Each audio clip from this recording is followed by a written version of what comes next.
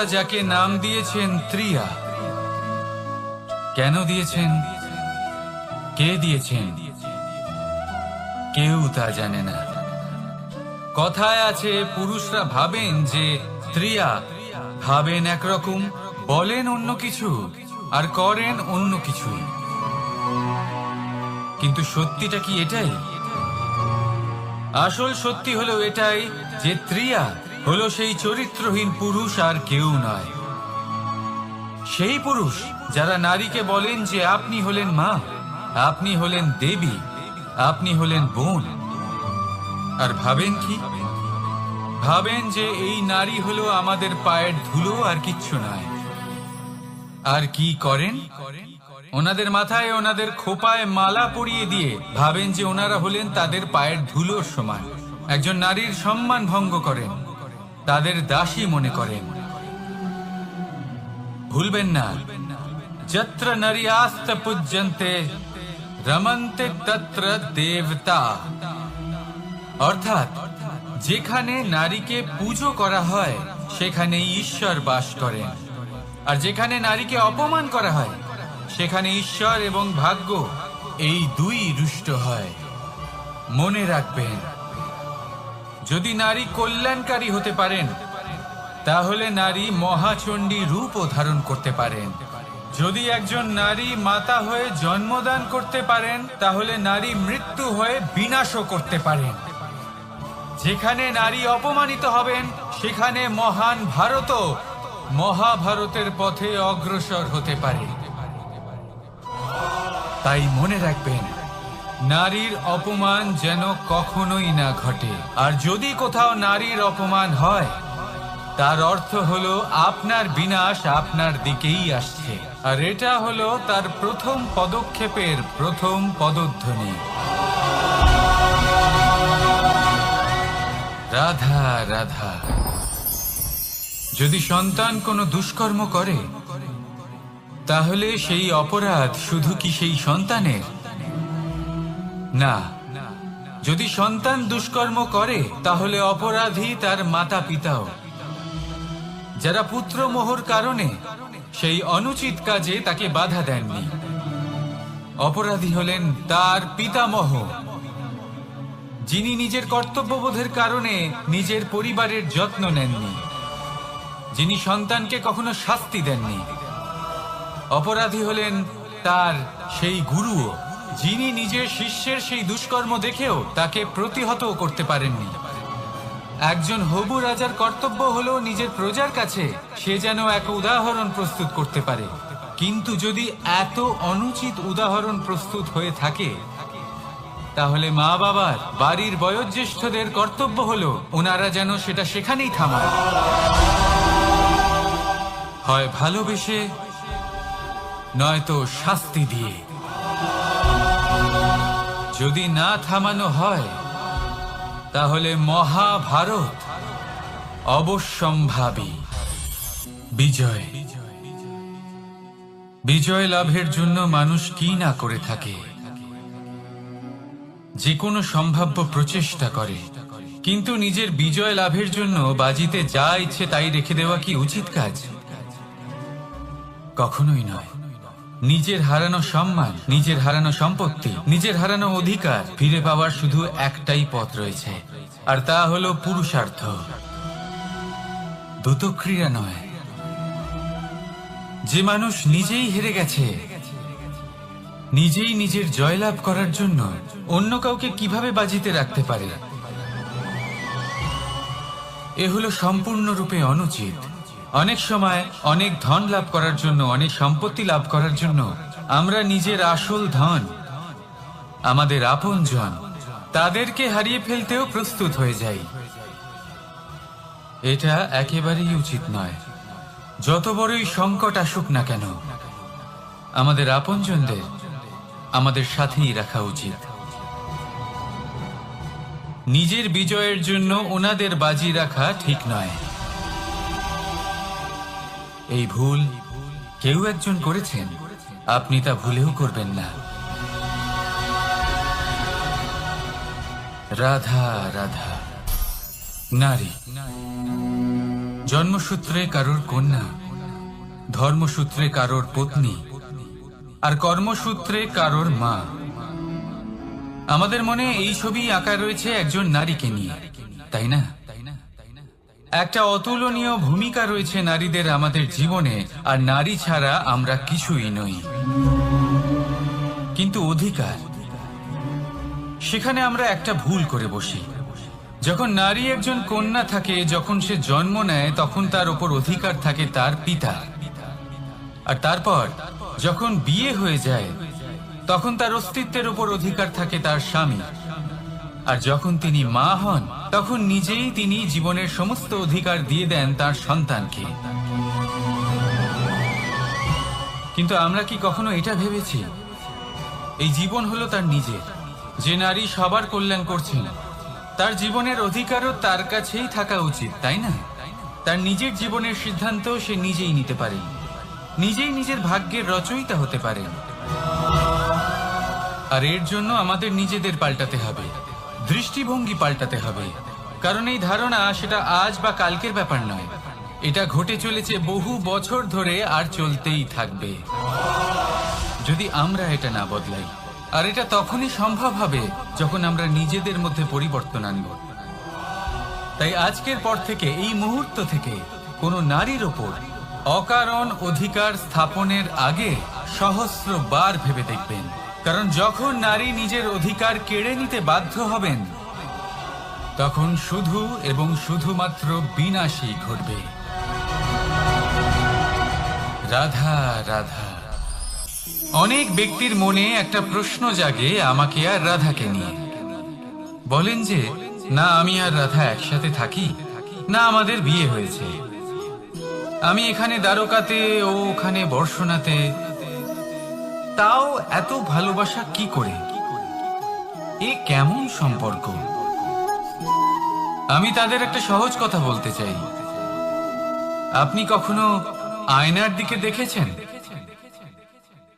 নিজের দুই চোখের দিকে তাকিয়ে জিজ্ঞাসা করুন, এই দুই চোখ একসাথে কেন বন্ধ হয়? একসাথে কেন খোলে? একসাথে কেন ঘুমোয়? একসাথে কেন কাঁদে? আজীবন কোনো এক মানুষের সাথে সম্পর্ক রাখা অবশ্যই সম্ভব, তাদের সাথে দেখা না করে। আমার আর রাধার ভালোবাসাও কিছুটা এরকমই, আর কিছুটা এরকমই হয় ভালোবাসা দুই নয়নের মতো, যারা কখনোই মিলিত হবে না, কিন্তু চিরকালের জন্য একসাথে জুড়ে থাকবে। এই অনুভূতি নিঃস্বার্থ হয়, আর এই নিঃস্বার্থ ভালোবাসা আপনাকে আনন্দের পথে অগ্রসর করে। জীবনে সবসময় নিঃস্বার্থভাবে ভালোবাসুন, শুধুমাত্র আনন্দই পাবেন। তাহলে আসুন আমার সাথে নিঃস্বার্থভাবে ভালোবেসে বলুন, রাধা রাধা। মানুষ, কোন ব্যক্তির নির্মাণ হয় কিভাবে?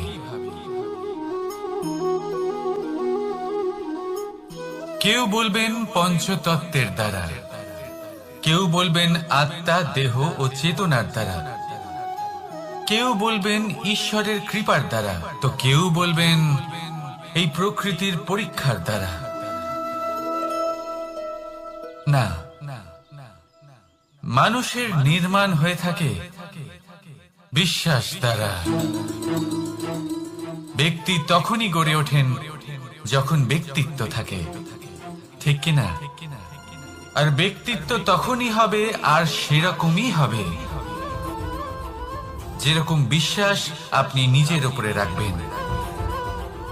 যদি আপনি মনে করেন আপনি বিষের ন্যায় হবেন, তাহলে আপনি বিষাক্তই হবেন। যদি আপনি এটা মনে করেন যে আপনি অমৃতের ন্যায় হবেন, তাহলে আপনি অমরই হয়ে যাবেন। যদি আপনি নিজের উপরে বিশ্বাস রাখেন যে আপনি সংসারের সব থেকে উঁচু পর্বতের শিখরে পৌঁছতে পারবেন, তাহলে আপনি অবশ্যই পৌঁছবেন। যদি আপনার এরকম মনে হয় যে আপনি এরকম কখনো করতে পারবেন না, তাহলে এরকম কখনোই হবে না। ভেবে দেখবেন, বিশ্বাসের মধ্যেই বিশ্ব বাস করে থাকে। তো আপনার অস্তিত্ব কেন করবে না? যেমন বিশ্বাস আপনি নিজের উপরে রাখবেন, তেমনই আপনি হয়ে উঠবেন।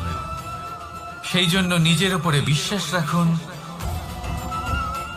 আর হ্যাঁ, ভালোবেসে বলুন রাধা রাধা।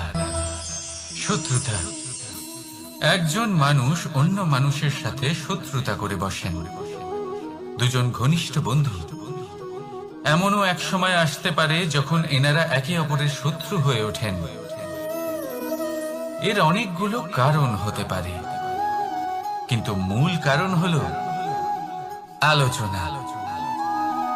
আগে হ্যাঁ, আপনি যদি কারোর বিষয়ে আলোচনা করেন তাহলে সে আপনার শত্রু হয়ে যেতে পারে। এবার মনে একটা প্রশ্ন আসতে পারে যে এটা কিভাবে সম্ভব হতে পারে? আলোচনা, এটা তো অত্যন্ত জরুরি। যদি আমি নিজের বন্ধুর খারাপ কাজের বিষয়ে আলোচনাই না করি তাহলে সে শুধরবে কি করে?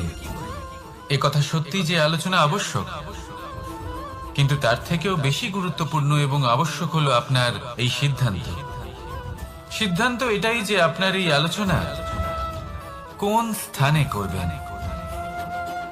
যদি এটা সবার সামনে করবেন ভাবেন, তাহলে তা অপমানও হয়ে যেতে পারে। যদি এটা আলাদাভাবে করেন তাহলে তা পরামর্শ হয়ে যায়। অপমান কেউ স্বীকার করতে পারেন না, কিন্তু পরামর্শ সকলের ভালো লাগে। তাহলে যদি আপন কারোর জন্য ভালো কিছু চান, কাউকে শুধরে দিতে চান, আর আপনার মনে হয় আলোচনা আবশ্যক, তাহলে সর্বপ্রথম সময়, পরিস্থিতি আর স্থানের কথা মনে রাখবেন। নয়তো এই আলোচনা আপনাকে খুব ভোগাতে পারে। তাহলে আসুন আমার সাথে ভালোবেসে বলুন রাধা রাধা। আপনার জীবনেও কি সমস্যা রয়েছে? অবশ্যই থাকবে। প্রত্যেকের জীবনেই সমস্যা থাকে। প্রত্যেক মানুষ জিজ্ঞাসাও করেন যে এই সমস্যা আসলে কি আর কেন আসে জীবনে। আপনাকে একটা কথা বলে দিই যে সমস্যা আসলে সেটা নয় যা আপনার পথে বাধা সৃষ্টি করে, বরং সমস্যা হলো সেটাই যেটা আপনি তখন দেখতে পান যখন আপনার একাগ্রতা আপনার পথ থেকে, আপনার লক্ষ্য থেকে সরে যেতে থাকে। আর এই সমস্যাগুলি দূর করার জন্য, এর সমাধান করার জন্য একটাই পথ আছে। নিজের সমস্ত ভাবনা আরো একবার একাগ্র করুন নিজের পথের দিকে, নিজের লক্ষ্যের দিকে। আপনার সমস্ত ভাবনা যদি কেন্দ্রীভূত হয় নিজের লক্ষ্যে, তাহলে এই সমস্যা দূরে থাকবে। যদি এরকম না হয়, যদি আপনার মন একটু অন্যদিকে চলে যায়, তাহলে এই সমস্ত সমস্যা আবার সামনে চলে আসে আর বাড়তেও থাকে। দেখুন, যেখানে আপনার লক্ষ্য রয়েছে, বান যদি সেখানেই চালাতে হয়, তাহলে দৃষ্টি তো সেদিকেই রাখতে হবে। তবেই তো আপনি সেই লক্ষ্য ভেদ করতে পারবেন। সেই জন্য মনে রাখবেন, সর্বদা লক্ষ্য রাখবেন নিজের পথে, সেই পথেই সামনে এগোতে থাকুন নিজের লক্ষ্যের দিকে। আপনি যত সামনে এগোতে থাকবেন এই সমস্যা তত পিছিয়ে যাবে। তাহলে আসুন আমার সাথে ভালোবেসে বলুন রাধা রাধা। এই পাখিরা সত্যি খুব সুন্দর, আমার খুব ভালো লাগে। আপনি নিশ্চয়ই শুনে থাকবেন যে কিছু পাখির কাছে ডানা অবশ্যই থাকে, কিন্তু উড়তে পারে না। তারা চায় উঁচু আকাশে উড়ে বেড়াতে এবং মেঘেদের সাথে কথা বলতে, করতেই পারে না। এবার এই সংসারেও পাওয়া যায় ঘুড়িও। এদের মধ্যে না জীবন আছে, না প্রাণ আছে, আর না আছে ডানা, কিন্তু এরা আকাশের সাথে কথা বলে, হাওয়ার বেগের সাথে কথা বলে, আনন্দ করে, উৎফুল্ল হয়ে ওঠে। আকাশে জীবনের কিছু মুহূর্ত কাটায়। তার কারণ কি হতে পারে? কারণ হলো সুতো। এই সুতো যদি সঠিক হাতে থাকে, তাহলে এই কাগজের তৈরি ঘুড়িও আকাশের উচ্চতায় উড়ে বেড়াতে পারে। এবার এই সুতো আসলে কি? এই সুতো হলো আসলে ভালোবাসার। এই সুতো হলো আসলে বিশ্বাসের। আর এটা আপনি দিয়ে থাকেন তাদের হাতে যাদের আপনি বিশ্বাস করেন, যাদের আপনি নিজের সর্বস্ব দিয়ে দেন। ভেবে দেখুন, এই ভালোবাসা আর বিশ্বাসের সুতো আপনি যদি সঠিক মানুষের হাতে দিয়ে দেন, তাহলে আপনি অনেক উচ্চতায় উঠতে পারবেন, আকাশের উচ্চতায় উড়ে বেড়াতে পারবেন, মেঘের সাথে কথা বলতে পারবেন, পাখিদের মতো উঠতে পারবেন, যা ইচ্ছে তাই করতে পারবেন। শুধু এই মানুষ সঠিক হতে হবে, এমন একজন মানুষ যার মনে আপনার জন্য ভালোবাসা রয়েছে, এমন এক মানুষ যার মনে কোনো স্বার্থ নেই, যিনি পরোপকারী, এমন একজন ব্যক্তি যিনি আপনার অস্তিত্বকে বাইরে নিয়ে আসতে পারবেন, তাকে উজ্জ্বল করে তুলবেন। তাহলে ভালোবাসুন, আনন্দ করতে থাকুন, আর এই আনন্দ সহকারে বলুন, রাধা রাধা। আমরা সকলে এমন ব্যক্তির সাথে থাকতে চাই যারা খুব মিষ্টি কথা বলেন, যাদের ব্যবহার আমাদের ভালো লাগে, যারা দেখতে সুন্দর হন, যাদের আমরা পছন্দ করি। আর সব সময় এমন ব্যক্তির থেকে দূরে থাকতে চেষ্টা করি যাদেরকে আমরা পছন্দ করি না, যাদের কথা আমাদের খারাপ লাগে, যাদের কথা একটু কঠোর হয়। আমরা সব সময় চেষ্টা করি ওষুধও একটু কড়াই হয়, কিন্তু এ কি করে? আমাদের সুস্থ করে তোলে। ঠিক সেইভাবেই ভালোবাসার এই অধ্যায় একটু কঠিন, একটু কড়াও মনে হতে পারে, কিন্তু এর ফল সবসময় আপনাদের স্বাস্থ্যের পক্ষে ভালোই হয়। সেই জন্য যদি কেউ আপনার নিন্দে করে, আপনাকে কড়া কথা শোনায়, আপনার ব্যাপারে আলোচনা করে, তার মানে এটা নয় যে সে আপনার শত্রু। হতে পারে তিনি আপনার বন্ধু হন, আপনার জন্য ভালো চান, আপনাকে শুধরে নিতে চান, আপনার মধ্যে কোনো পরিবর্তন দেখতে চান। সেই জন্য কখনো কারোর কথা শুনে বা কাউকে দেখে প্রাথমিকভাবে এই সিদ্ধান্ত নেবেন না যে তিনি আপনার শত্রু হন নাকি আপনার বন্ধু হন।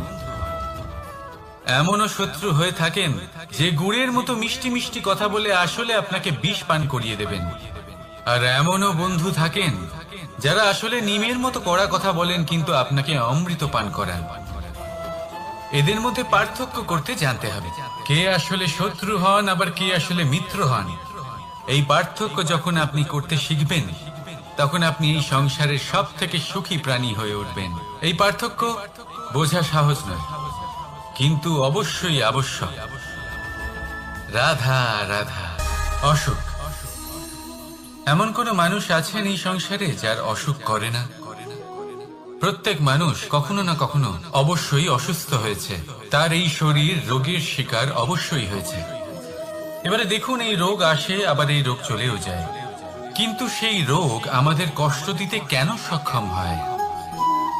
কারণ হলো স্বচ্ছতা। যদি এই স্বচ্ছতা শরীরে না থাকে, তাহলে মানুষকে শারীরিক কষ্ট পেতেই হবে। ঠিক সেইভাবেই অত্যন্ত প্রয়োজনীয় হলো এই স্বচ্ছতা যেন মনেও থাকে।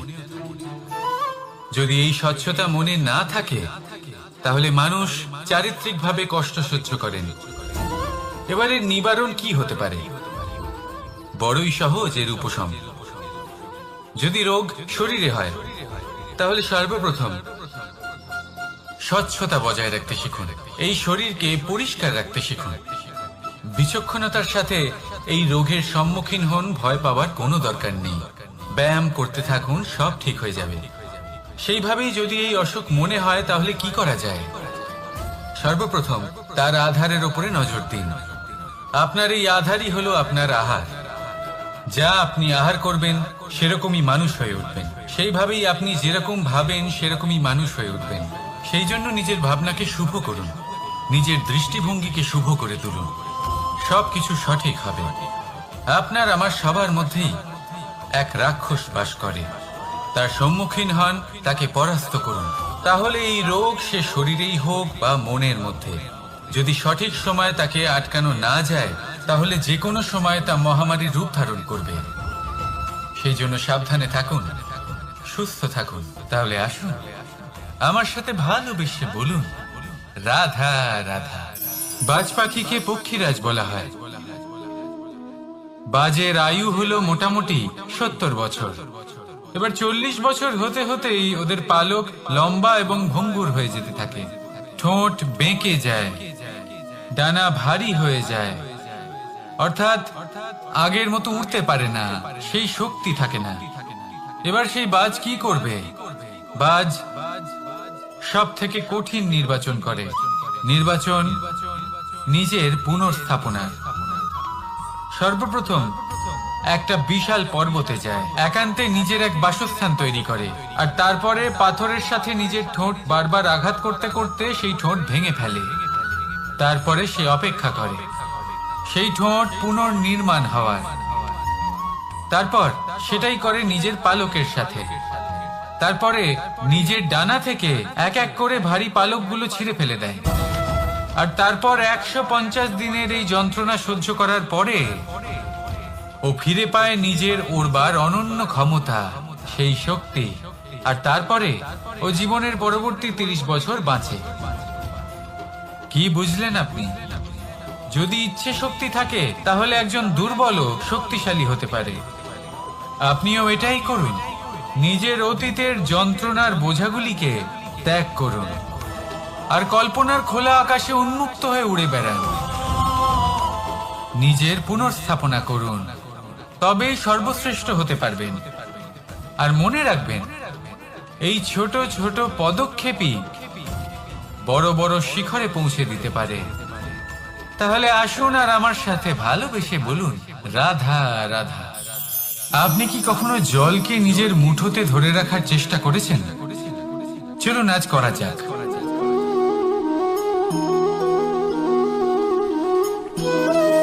যদি আপনি নিজের মুঠো জোরে বন্ধ করেন, জল ধরে রাখতে পারবেন না। যদি আপনি তাকে এমনি বইতে দেন, তাহলে ও নিজের পথ নিজেই করে নেবে আর আপনার হাতেও থেকে যাবে। আমাদের জীবনও হলো কিছুটা এরকম, জলের মতো। নিজের পথ নিজেই করে নেয় এই জীবন। প্রত্যেক সমস্যার সমাধান নিজেই করে নেয় এই জীবন। তাই জীবনে যখন কোনো পরিস্থিতি আমাদের প্রতিকূল হয়ে থাকে, কিছুই হয়তো আমরা বুঝতে পারছি না, কিছুই যখন বসে থাকে না, তখন আমরা হতাশ হয়ে পড়ি, নিরাশ হয়ে পড়ি। আর এটাই করা উচিত নয়। শান্ত মনে দেখতে হবে যে এই জীবনে আসলে কি ঘটে চলেছে। কষ্ট সবাই ভোগ করেন। কষ্ট পেলে কেউ রেগে যান, রেগে গিয়ে পরাক্রম দেখান। এটাই তো করা উচিত নয়। শান্ত মনে সেটাই করতে হবে যা জীবন আমাদের শেখাতে চাইছে। জীবন আমাদের সব শিখিয়ে দেবে, শুধু মনে রাখবেন কখন প্রয়াস করতে হবে আর কখন আমাদের প্রতীক্ষা করতে হবে, সেটা আগে আপনাকে বুঝতে হবে। তাহলে আসুন আমার সাথে ভালোবেসে বলুন, রাধা রাধা।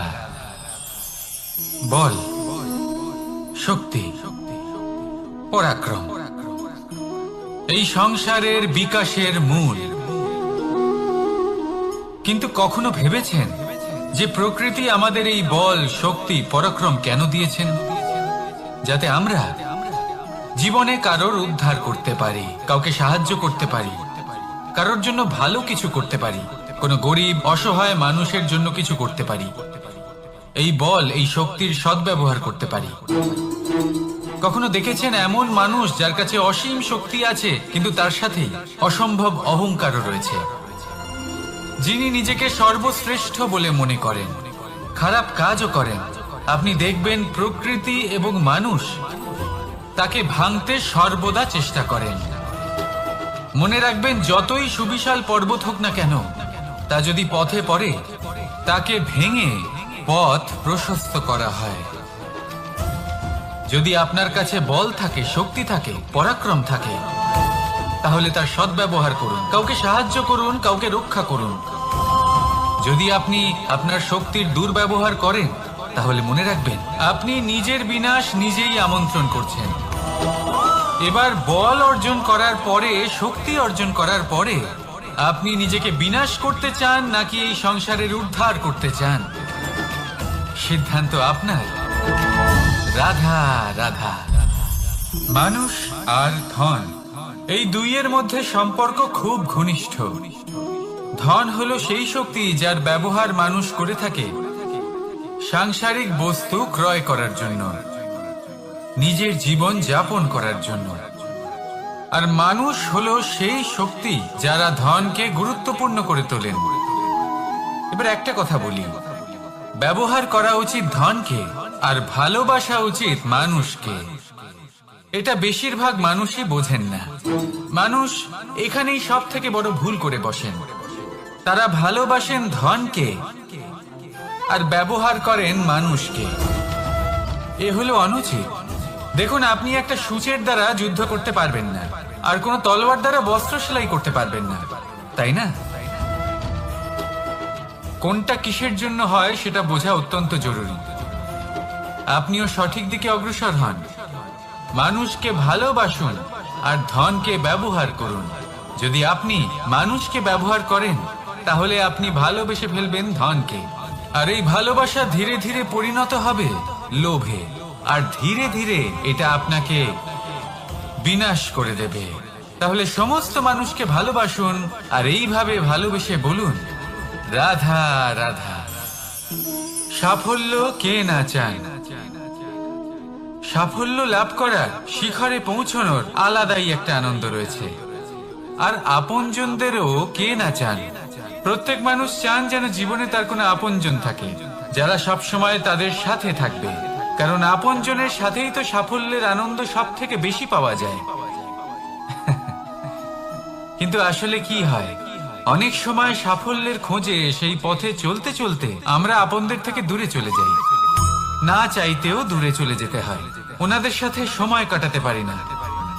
আর আমরা ভুলে যাই যে সাফল্যের আসল আনন্দ আপনজনদের সাথেই পাওয়া যায়। সফল হওয়ার পরে আপনদের সাথে দেখা হলে তাদের চোখে আমাদের জন্য যে আবেগ থাকে, যে সম্মান, যে প্রেম থাকে, সেটাই হলো আসল পুরস্কার। আমরা সেই কথা ভুলে যাই এবং একা হয়ে পড়ি। বেশিরভাগ সময় এটাই হয়। বেশিরভাগ সময় সফল মানুষগুলি একা হয়ে যান। এবার আপনি কি চান? আপনি অসফল হয়ে দিনগুলি একাকিত্বে কাটাতে চান, নাকি সফল হয়ে আপনজনদের সাথে আনন্দে থাকতে চান? সেই সিদ্ধান্ত আপনার। সাফল্যের পেছনে ছুটুন, নিজেকে উজাড় করে দিন, কিন্তু আপনজনদের সঙ্গ ত্যাগ করবেন না। সেই আপনজন যারা আপনার সাফল্যের জন্য দায়ী, সেই আপনজন যিনি আপনার সাফল্যে আনন্দ পান, সুখ লাভ করেন, তাদের কখনো ত্যাগ করবেন না। আসুন আমার সাথে ভালোবেসে বলুন, রাধা রাধা। ভগবান আর ভক্ত যখন এক আকার হয়ে যায়, যখন ভক্ত তার ভগবানের প্রতি এবং নিজের জীবনের উদ্দেশ্যের প্রতি সম্পূর্ণরূপে সমর্পিত হয়, তখন জন্ম নেয় ভক্তি। এই সংসারের সমস্ত আশা হয়তো আপনার সঙ্গ ত্যাগ করে দিতে পারে, তখনও ভক্তি সাথে থাকবে। ভক্ত আর ভগবান যখন এক আকার হয়ে যায়, তাদের মধ্যে কোনো পার্থক্য থাকে না। তারা এক হয়ে যায়, এক ব্যক্তিত্ব, এক অস্তিত্ব। সেই জন্য কখনো জীবনে যে কোনো রূপেই, যে কোনো প্রকারেই, যে কোনো ঈশ্বরকে মান্য করুন। মনের মধ্যে শ্রদ্ধা ভাব জাগ্রত করুন, মনে ভক্তি ভাব জাগ্রত করুন। এই সমগ্র সংসারে সব কিছু আপনাকে ছেড়ে চলে গেলেও তখনও এই ভক্তি শুধুমাত্র আপনার উত্থান ঘটাবে। তাই মনে ভক্তি জাগ্রত করুন আর আমার সাথে ভালোবেসে বলুন, রাধা রাধা।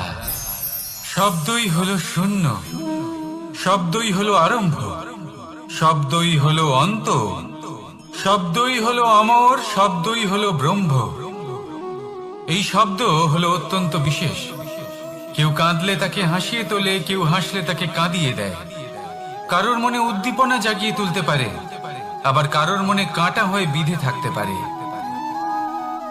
একটা অত্যন্ত গুরুত্বপূর্ণ কথা যা বোঝা অত্যন্ত আবশ্যক। আপনার মন, আপনার হৃদয় যতই শুদ্ধ হোক না কেন, যতই পবিত্র হোক না কেন, আপনার দৃষ্টিভঙ্গি যতই স্পষ্ট হোক না কেন, যদি আপনার কথা পবিত্র না হয়, যদি আপনার শব্দ শুদ্ধ না হয়, তাহলে তা আপনাকে আপনার কর্মফল ভোগ করতে বাধ্য করবেই। একটা সহজ উদাহরণ দিই। আপনার জীবনে এমন কেউ অবশ্যই থাকবেন যাকে আপনি পছন্দ করেন না, যিনি হয়তো অধর্মী মানুষ, যিনি হয়তো দুর্বুদ্ধি সম্পন্ন মানুষ, কিন্তু তার জন্য অপশব্দ প্রয়োগ করলে তার মধ্যে কোনো পরিবর্তন আসবে না, তার মানসিকতা বদলাবে না, শুধু মনে প্রতিশোধ স্পৃহা জেগে উঠবে, মনে হিংসা জাগবে, আর কিচ্ছু নয়। সেই জন্য নিজের শব্দকে নিয়ন্ত্রণ করুন, নিজের কথা সংযত করুন। শ্রেষ্ঠ থেকে শ্রেষ্ঠতর মানুষকেও সাবধানী হতে হয়, কারণ যদি এই শব্দের প্রয়োগ সঠিক না হয় তাহলে আজীবন মানুষকে নির্বাক হয়ে থাকতে হতে পারে। তাহলে নিজের শব্দ নিয়ন্ত্রিত রাখুন, নিজের কথাকে শুভ করুন, এতে প্রেমবোধ জাগিয়ে তুলুন, আর সেই প্রেমবোধ নিয়েই বলুন রাধা রাধা। বরদান এবং অভিশাপ এই দুই হলো একই মুদ্রার দুটি পিঠ। এই বরদান আমরা অনেক কারণে পেতে পারি, কখনো নিজের পরিশ্রমের কারণে, কখনো নিজের তপস্যার কারণে, কখনো আমাদের পূর্বপুরুষদের কর্ম ও তপস্যার কারণে। কিন্তু এই বরদান কতক্ষণ বরদান থাকবে তা আমরা নিশ্চিত করতে পারি না, তা সুনিশ্চিত করে শুধুমাত্র আমাদের কর্ম। যদি আপনাকে উদাহরণ দিই, আপনি রেশমের কীট দেখেছেন? ও বরদান পেয়েছে যে ও নিজের সুরক্ষার জন্য খোলস বানাতে পারে। এবারও তাতে এত মত্ত হয়ে যায় যে এমন এক আবরণ বানিয়ে ফেলে যাতে সে নিজেই আবদ্ধ হয়ে চাপা পড়ে মরে যায়। এটার তাৎপর্য কি? তাৎপর্য খুবই সরল। গর্ব করা খুবই ভালো, কিন্তু অহংকার করা কখনোই উচিত নয়। যদি অহংকার মনের মধ্যে প্রবেশ করে তাহলে এই বরদান অভিশাপে পরিণত হতে সময় লাগে না। আর যদি কর্মশ্রেষ্ঠ হয় তাহলে অভিশাপ বরদানে পরিণত হয়। তাহলে আসুন শ্রেষ্ঠ কর্ম করুন আর আমার সাথে ভালোবেসে বলুন রাধা রাধা। সুখ, দুঃখ, মৃত্যু, মহামারী এগুলো কখনো বলে আসে না, আবার জিজ্ঞাসা করেও আসে না। এমনই হয় দ্রুত ক্রীড়ার এই খেলায়। এক কারাগারের মতো, একটা মাকড়সার জালের মতো। যেমন একটা মাকড়সার জাল একটা পোকাকে নিজের দিকে আসতে আকর্ষিত করে নিজের চমকের দ্বারা, নিজের গঠন দ্বারা, সেরকমই দ্রুত ক্রীড়ার এই খেলা মানুষকে নিজের দিকে আসতে প্ররোচিত করে। শেষে গিয়ে মানুষ আটকা পড়ে। পার্থক্য শুধু এটাই, যখন এক পোকা এই জালে জড়িয়ে পড়ে তখন সে তার প্রাণ হারায়। মানুষ যখন এই দ্রুত ক্রীড়ায় আকর্ষিত হয় সে নিজের মান, নিজের ধন সব কিছু হারায়, নিজের বিবেক হারিয়ে ফেলে। কিন্তু আপনি আপনার বিবেক কখনোই হারাবেন না। যদি আপনার মনে লোভ চলে আসে আপনি লোভী হয়ে ওঠেন। যদি আপনি দ্রুত ক্রীড়ার এই খেলায় আটকা পড়েন তাহলে মনে রাখবেন এই খেলা থেকে ফিরে আসা প্রায় অসম্ভবই বলা যায়। নিজের বিবেক কখনো হারাতে দেবেন না, কারণ বিনাশ আসার প্রথম লক্ষণ হলো বিবেকের বোধ চলে যাওয়া। এই প্ররোচনায় কখনো পা দেবেন না। আর আমার সাথে ভালোবেসে বলুন রাধা রাধা। বিজয়, বিজয় লাভের জন্য মানুষ কি না করে থাকে, যে কোনো সম্ভাব্য প্রচেষ্টা করে। কিন্তু নিজের বিজয় লাভের জন্য বাজিতে যা ইচ্ছে তাই রেখে দেওয়া কি উচিত কাজ? কখনোই নয়। নিজের হারানো সম্মান, নিজের হারানো সম্পত্তি, নিজের হারানো অধিকার ফিরে পাওয়ার শুধু একটাই পথ রয়েছে, আর তা হলো পুরুষার্থ, দ্রুতক্রিয়া নয়।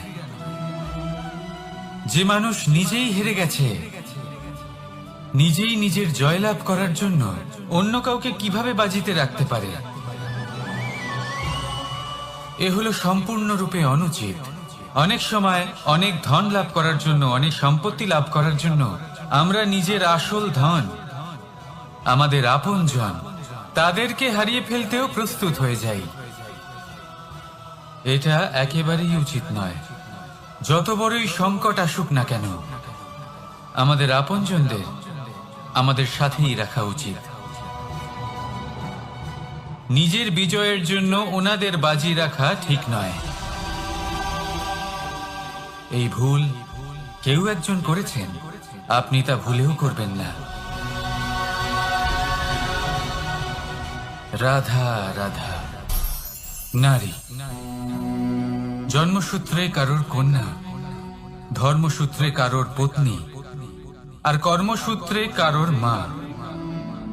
আমাদের মনে এই ছবি আঁকা রয়েছে একজন নারীকে নিয়ে, তাই না? একটা অতুলনীয় ভূমিকা রয়েছে নারীদের আমাদের জীবনে, আর নারী ছাড়া আমরা কিছুই নই। কিন্তু অধিকার, সেখানে আমরা একটা ভুল করে বসি। যখন নারী একজন কন্যা থাকে, যখন সে জন্ম নেয়, তখন তার উপর অধিকার থাকে তার পিতা। আর তারপর যখন বিয়ে হয়ে যায়, তখন তার অস্তিত্বের উপর অধিকার থাকে তার স্বামী। আর যখন তিনি মা হন, তখন নিজেই তিনি জীবনের সমস্ত অধিকার দিয়ে দেন তার সন্তানকে। কিন্তু আমরা কি কখনো এটা ভেবেছি এই জীবন হলো তার নিজের? যে নারী সবার কল্যাণ করছেন, তার জীবনের অধিকারও তার কাছেই থাকা উচিত, তাই না? তার নিজের জীবনের সিদ্ধান্ত সে নিজেই নিতে পারে, নিজেই নিজের ভাগ্যের রচয়িতা হতে পারেন। আর এর জন্য আমাদের নিজেদের পাল্টাতে হবে, দৃষ্টিভঙ্গি পাল্টাতে হবে। কারণ এই ধারণা সেটা আজ বা কালকের ব্যাপার নয়, এটা ঘটে চলেছে বহু বছর ধরে, আর চলতেই থাকবে যদি আমরা এটা না বদলাই। আর এটা তখনই সম্ভব হবে যখন আমরা নিজেদের মধ্যে পরিবর্তন আনব। তাই আজকের পর থেকে, এই মুহূর্ত থেকে, কোনো নারীর ওপর অকারণ অধিকার স্থাপনের আগে সহস্রবার ভেবে দেখবেন। কারণ যখন নারী নিজের অধিকার কেড়ে নিতে বাধ্য হবেন, তখন শুধু এবং শুধুমাত্র বিনাশই ঘটবে। রাধা রাধা নারী। পুরুষরা যাকে নাম দিয়েছেন ত্রিয়া, কেন দিয়েছেন, কে দিয়েছেন, কেউ তা জানে না।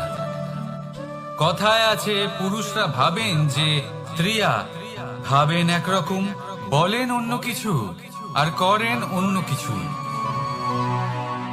কিন্তু সত্যিটা কি এটাই? আসল সত্যি হলো এটাই যে ত্রিয়া হলো সেই চরিত্রহীন পুরুষ, আর কেউ নয়। সেই পুরুষ যারা নারীকে বলেন যে আপনি হলেন মা, আপনি হলেন দেবী, আপনি হলেন বোন। আর ভাবেন কি? ভাবেন যে এই নারী হলো আমাদের পায়ের ধুলো, আর কিচ্ছু নয়। আর কি করেন? ওনাদের মাথায়, ওনাদের খোপায় মালা পরিয়ে দিয়ে ভাবেন যে ওনারা হলেন তাদের পায়ের ধুলোর সমান। একজন নারীর সম্মান ভঙ্গ করেন, তাদের দাসী মনে করেন। ভুলবেন না, যত্র নারীয়াস্ত পূজ্যন্তে রমন্তে তত্র দেবতা। অর্থাৎ যেখানে নারীকে পুজো করা হয়, সেখানে ঈশ্বর বাস করেন। আর যেখানে নারীকে অপমান করা হয়, সেখানে ঈশ্বর এবং ভাগ্য এই দুই রুষ্ট হয়। মনে রাখবেন, যদি নারী কল্যাণকারী হতে পারেন, তাহলে নারী মহাচণ্ডী রূপও ধারণ করতে পারেন। যদি একজন নারী মাতা হয়ে জন্মদান করতে পারেন, তাহলে নারী মৃত্যু হয়ে বিনাশও করতে পারেন। যেখানে নারী অপমানিত হবেন, সেখানে মহান ভারতও মহাভারতের পথে অগ্রসর হতে পারে। তাই মনে রাখবেন, নারীর অপমান যেন কখনোই না ঘটে। আর যদি কোথাও নারীর অপমান হয়, তার অর্থ হলো আপনার বিনাশ আপনার দিকেই আসছে। আর এটা হলো তার প্রথম পদক্ষেপের প্রথম পদধ্বনি।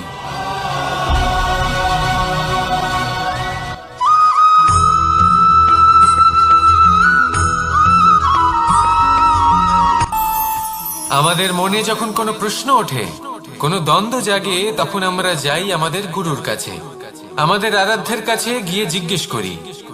এইভাবেই একদিন আমি পৌঁছলাম আমার আরাধ্যের কাছে, আমার মহাদেবের কাছে। আর ওনাকে প্রশ্ন করলাম যে মহাদেব, জীবনে আনন্দ পাওয়ার, উৎসব পালনের, প্রেম ভাগ করে নেবার জীবনকে উপভোগ করে নেওয়ার সর্বশ্রেষ্ঠ সময় কোনটা? মহাদেব হাসলেন আর উনি বললেন, জীবনে উৎসব পালনের সব থেকে শ্রেষ্ঠ দিন হলো মৃত্যুর ঠিক আগের দিনটা। প্রেম ভাগ করে নেওয়ার সব থেকে শ্রেষ্ঠ মুহূর্ত হলো মৃত্যুর ঠিক আগের মুহূর্ত। জীবনকে উপভোগ করে নেওয়ার সর্বশ্রেষ্ঠ প্রহর হলো মৃত্যুর এক প্রহর পূর্বে। তখন আমি চমকে গেলাম। আমি বললাম, কিন্তু মহাদেব, মৃত্যু তো অনিশ্চিত, আমরা জানিও না কবে আমাদের মৃত্যু হবে। মহাদেব আবার হাসলেন। উনি বললেন যে যদি আমরা এভাবে জীবন কাটাই যে আমরা জীবনের প্রত্যেক দিন, প্রত্যেক মুহূর্ত, প্রত্যেক প্রহর শেষ বলে মনে করি, তাহলে আমাদের সমস্ত জীবন আনন্দের সাথেই অতিবাহিত হবে। কি বলেন?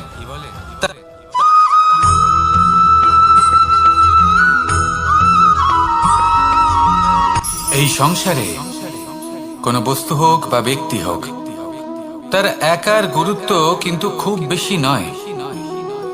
একটা উদাহরণ হিসেবে বৃষ্টির ফোঁটাকে ভেবে দেখুন। যদি একটি বৃষ্টির ফোঁটা হয় তাহলে তার খুব বেশি গুরুত্ব থাকে না, কিন্তু যখন সহস্র বৃষ্টির ফোঁটা মেঘের মধ্যে দিয়ে ঝরে পড়ে, তখন সেটা বর্ষার রূপ ধারণ করে। সেই বর্ষা যা এই প্রকৃতিকে শান্ত করে। সেইভাবেই পাথরের ছোট টুকরো, তার খুব বেশি গুরুত্ব থাকে না, কিন্তু যখন অসংখ্য পাথরের টুকরো একত্রিত হয় তখন তা পর্বতের আকার ধারণ করে। সেইভাবেই কিছু মানুষ যখন একত্রিত হন তখন তৈরি হয় পরিবার, কিছু পরিবার যখন একত্রিত হয় তখন তৈরি হয় সমাজ, যখন অনেক সংখ্যক সমাজ একত্রিত হয় তখন তৈরি হয় রাজ্য। এবার এই রাজ্যের সব থেকে গুরুত্বপূর্ণ ব্যক্তি হতে পারেন রাজা, কিন্তু তাও সেই রাজা একা কিছু করতে পারেন না। যুদ্ধ লড়ার সময় তারও নিজের সৈন্যদলকে প্রয়োজন পড়ে। কিন্তু এই সংসারে এমন একজন ব্যক্তি আছেন যিনি একাই সব কাজ করতে থাকেন, এবং সেই ব্যক্তি হলেন মা। আমাদের জীবনে একজন পিতার ভূমিকা কিন্তু নিঃসন্দেহে অমূল্য, কিন্তু আমাদের সকলের জীবনে যে ভূমিকা একজন মায়ের তা অন্য কারোর থাকে না। একজন মা একাই সন্তানকে বড় করতে পারেন, সংস্কারী করে তুলতে পারেন, তার জন্য পরিশ্রম করেন। আর এত কিছু কাজ করার পরেও তার কাজের জন্য তিনি প্রশংসা অবশ্য পান না। উল্টে যদি সেই সন্তান অনুচিত পথে চালিত হয়, অনুচিত কর্ম করে, তখন সেই মাকেই অপবাদের পাত্র হয়ে উঠতে হয়। আমাদের জীবনে মায়ের যোগদান কতটা সেটা বুঝুন। আপনাকে বড় করে তোলার জন্য উনি কতটা পরিশ্রম করেছেন সেটা বুঝুন। আজ থেকে, এখন থেকে, এই মুহূর্ত থেকে মাকে সম্মান করতে শিখুন। যখন সময় পাবেন, যখন সুযোগ হবে, তখন তার প্রশংসা করুন, ওনারও ভালো লাগবে। আর মায়ের এই মমতার জন্য, তার এই ভূমিকার জন্য আসুন সবাই মিলে আমরা তাকে প্রণাম করি, আর সকলে মিলে ভালোবেসে বলি, রাধা রাধা।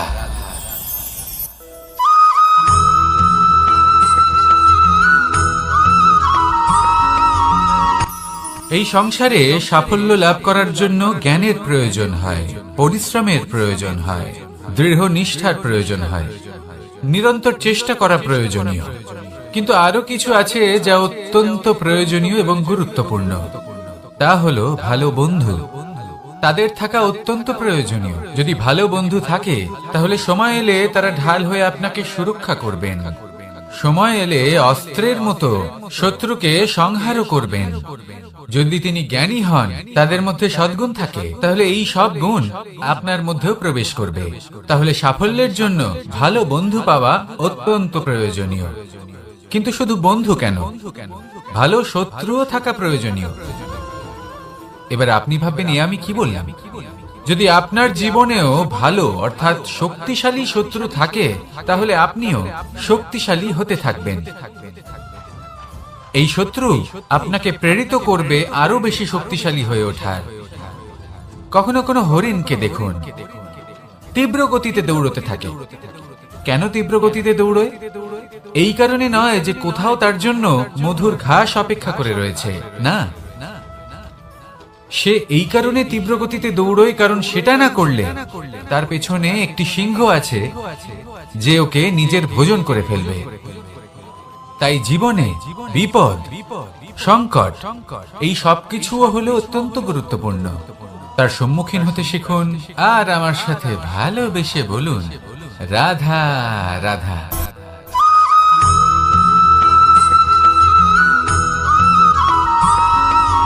কথায় আছে, প্রত্যেক পুত্র তার পিতার প্রতিচ্ছবি হয়, আর সমস্ত প্রতিচ্ছবি চায় যেন সে তার অস্তিত্ব প্রাপ্ত করতে পারে। পুত্র চায় সে যেন তার পিতার মতো হয়, বা কখনো কখনো তার থেকেও শ্রেষ্ঠ হয়। সেটা কোনো অনুচিত ব্যাপার নয়।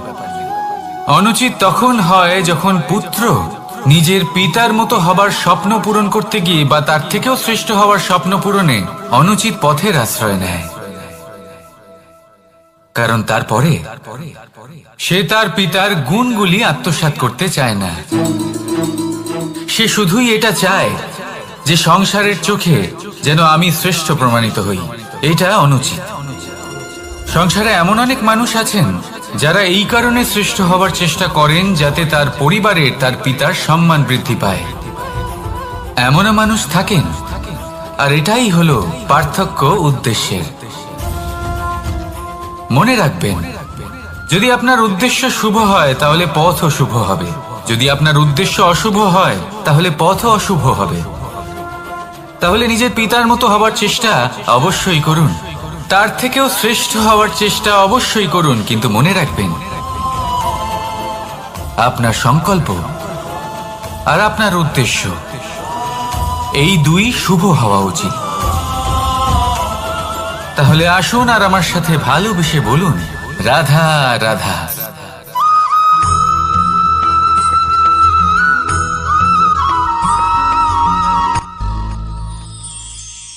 শিশিরের বিন্দু পাতার ওপর পড়ে আর তার গায়ে লেগে থাকে। পাতা তাকে শুষে নিতে পারে না, আর শেষ পর্যন্ত সে ঝরে পড়ে যায়। অন্যদিকে রয়েছে মেঘ এবং চাতক। এদের মধ্যে অনেক দূরত্ব থাকে। মেঘ থাকে আকাশে আর চাতক থাকে ধরিত্রীতে। কিন্তু যখন এই মেঘ থেকে বৃষ্টি ঝরে পড়ে, এই চাতক কিন্তু সেই জলই পান করে, নয়তো সে তৃষ্ণার্ত থেকে যায়। এবার অন্যদিকে দেখলাম শিশির বিন্দু আর পাতার এই সম্পর্ক। এরা খুব কাছাকাছি থাকে, ঘনিষ্ঠও থাকে। অন্যদিকে রয়েছে মেঘ এবং চাতকের সম্পর্ক, যাদের মধ্যে অনেক দূরত্ব থাকা সত্ত্বেও তারা খুব ঘনিষ্ঠ, তাই না? এই সারমর্ম খুব সরল।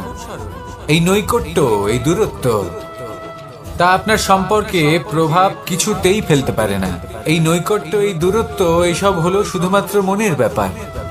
কখনো আপনি অনুভব করেছেন আপনি কারোর থেকে অনেক অনেক দূরে আছেন, অনেক দূরে আছেন, তাও সেই ব্যক্তির প্রতি আপনি টান অনুভব করেন।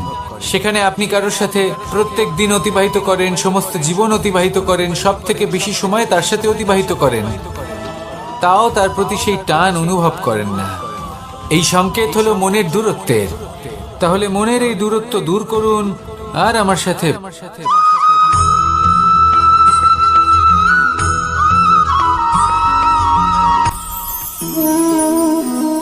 শক্তি এক অত্যন্ত বিচিত্র বস্তু, বা বলতে পারেন অনুভূতি। পিতা সবসময় চান যেন তিনি তার শক্তি পুত্রকে। আসুন আপনাকে সহজে বোঝাই। যদি আপনি সুপাত্র হন আর আপনাকে শক্তি দেওয়া হয়, তাহলে আপনি সেই শক্তির গুরুত্ব বুঝবেন, কোথায় সেই শক্তি প্রয়োগ করা উচিত সেটা বুঝবেন। আর এটা যেহেতু অর্জন করা শক্তি হবে, সেই শক্তির অপব্যবহার হবে না। কিন্তু যদি এই আপনি কুপাত্র হন আর যদি আপনাকে এই শক্তি দেওয়া হয়, তাহলে কি হবে? দেখতে গেলে এই শক্তি আপনি দান হিসেবে পেয়েছেন, তাই না আপনি এই শক্তির গুরুত্ব বুঝবেন আর না এর প্রয়োগ আপনি জানবেন। তার অপব্যবহার হওয়া সুনিশ্চিত। তাই যদি আপনি কোনো শক্তি অর্জন করতে চান, তাহলে আগে তার যোগ্য হয়ে উঠুন। পুত্র নয়, পাত্র হয়ে উঠুন। আর আমার সাথে ভালোবেসে বলুন, রাধা রাধা।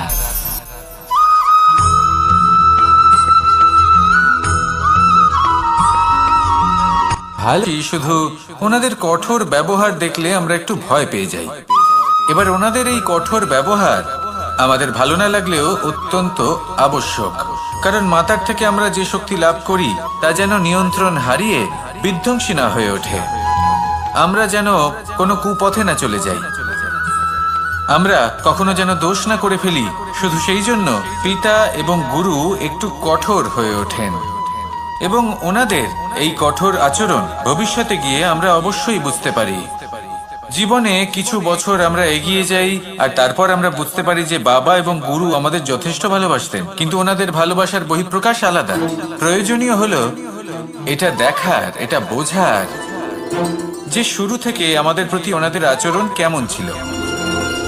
ওনাদের কঠোর হওয়ার পেছনে ওনাদের ভালোবাসাটা বোঝার চেষ্টা করুন, ওনাদের চিন্তাটা বোঝার চেষ্টা করুন, ওনাদের পথপ্রদর্শনের আড়ালে আপনার ভবিষ্যতের জন্য যে পরিকল্পনা ওনারা করেছেন সেটা বোঝার চেষ্টা করুন। তখন আপনারা বুঝতে পারবেন ওনাদের ভালোবাসাকে। আপনার মনের মধ্যে আপনা থেকেই ওনাদের প্রতি সম্মান জেগে উঠবে। নিজের পিতা এবং নিজের গুরু এই দুজনের প্রতি কৃতজ্ঞতা প্রকাশ করুন আর আমার সাথে ভালোবেসে বলুন, রাধা রাধা।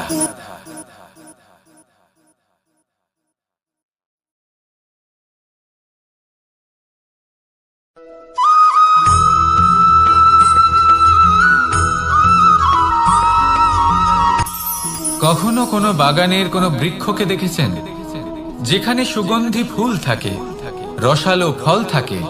তখন মন প্রফুল্ল হয়ে ওঠে, মন থেকে সেই বৃক্ষের প্রতি ভালোবাসা জন্মায়। কিন্তু যিনি বাগানের মালিক, শুধুমাত্র তিনিই জানেন যে কিভাবে এই বৃক্ষকে আগলে রাখতে হয়, কিভাবে তার পরিচর্যা করলে এতে সুন্দর সুগন্ধি ফুল হবে, রসালো ফল হবে।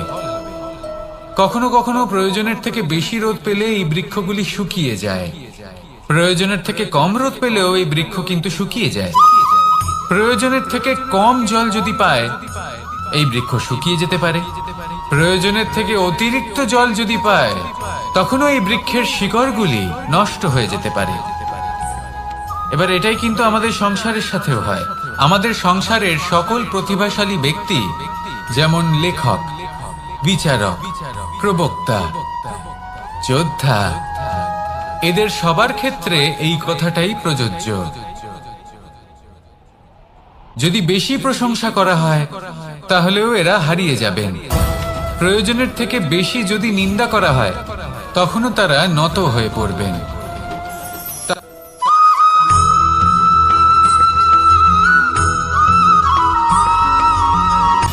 সময়, জীবন, কাল।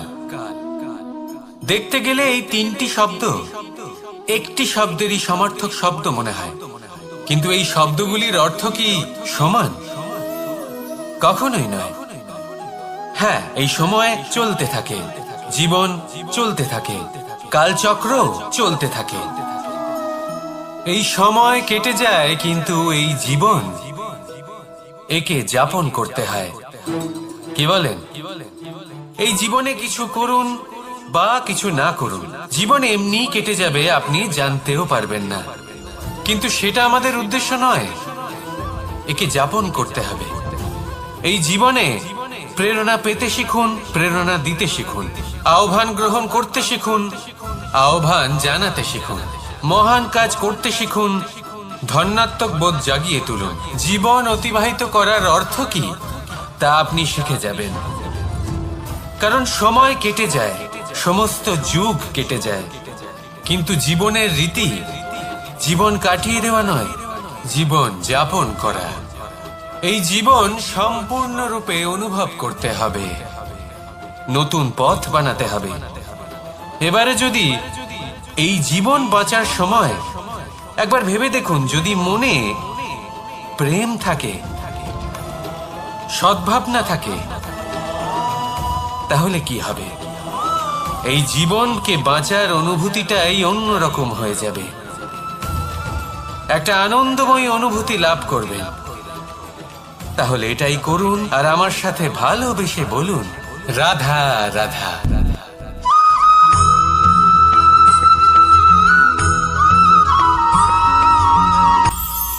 এটা হলো ধান গাছ।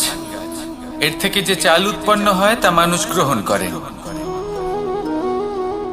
আর এটা কি? এ হলো জংলি ঘাস। একবার ভেবে দেখুন, যদি এই জংলি ঘাস ধান গাছের আশেপাশে থাকে তাহলে কি হবে? ধান উৎপন্ন হতে পারবে? তা উৎকৃষ্ট হতে পারবে? আমরা কি তা গ্রহণ করতে পারবো? কখনোই নয়। এই জংলি ঘাস ধানকে নষ্ট করে দেবে, কিন্তু নিজে জীবিত থাকবে। এটাই হলো আজকের শিক্ষা। এই সংসারে যদি আপনি নীতির পথে চলতে চান, উচিত কর্ম করতে চান, সংসারকে সেবা করতে চান, তাহলে জংলি ঘাসের মতো ব্যক্তিদের থেকে সবসময় দূরে থাকতে হবে। সেই ব্যক্তি যারা দুর্নীতি এবং মিথ্যা দ্বারা পরিপূর্ণ, যাদের ব্যবহার অশুভ, যাদের অনেক অশুভ গুণ রয়েছে, তারা সঠিক নয়। সেই সকল ব্যক্তি যাদের চরিত্র অত্যন্ত দুষ্ট হয়, তারা হয় শুভ চরিত্রের ব্যক্তিকে একদম নষ্ট করে দেয়, নয় নিজের মতো বানিয়ে তোলে। তাই যদি আপনি নীতির পথে চলতে চান, এই সংসারের জন্য শুভ কর্ম করতে চান, তাহলে সেই সঙ্গ লাভ করুন যে সঙ্গ জ্ঞানে পরিপূর্ণ, যাদের মধ্যে অনেক গুণ আছে, যাদের থেকে প্রতিদিন কিছু শিখতে পারবেন। এমন ব্যক্তির সাথে জীবন অতিবাহিত করুন। দুরাচারীদের থেকে দূরে থাকুন।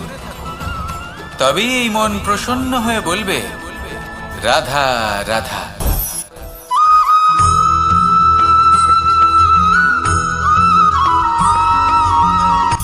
সূচের শেষে একটি ছিদ্র থাকে, যার দ্বারা আমরা এই সুতো পরাতে পারি।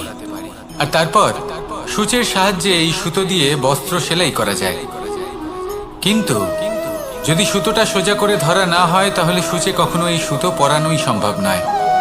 যদি এতে কোনো গিঁট পড়ে, তখন তা কখনোই এই ছিদ্র দ্বারা প্রবেশ করা সম্ভব নয়। ঠিক এইভাবেই যদি আপনি কারোর জীবনে প্রবেশ করতে চান, কারোর অন্তরে প্রবেশ করতে চান, তাহলে আপনাকেও সহজ থাকতে হবে। এতে কোনো গিঁট থাকলে চলবে না, অর্থাৎ মনে যাতে কোনো মালিন্য না থাকে, যেন কোনো কুচিন্তা না থাকে। যদি এসব থাকে, তাহলে আপনি কখনো কারোর জীবনে প্রবেশ করতে পারবেন না। আর যদি কোনোভাবে আপনি প্রবেশ করেও যান, তাহলে তার মনে ঘর করতে পারবেন না। নিজেকে এই সুতোর মতন করে তুলুন, সহজ। মনে যেন কোনো কুচিন্তা না থাকে, সবার প্রতি যেন সদ্ভাবনা থাকে, শুভ চিন্তা থাকে। এমনটা করতে থাকুন। এমন একটা দিন আসবে যেদিন এই সমস্ত সংসারের ব্যক্তির মনে আপনি বাস করবেন। আর তখন এই মন প্রসন্ন হয়ে বলবে, রাধা রাধা।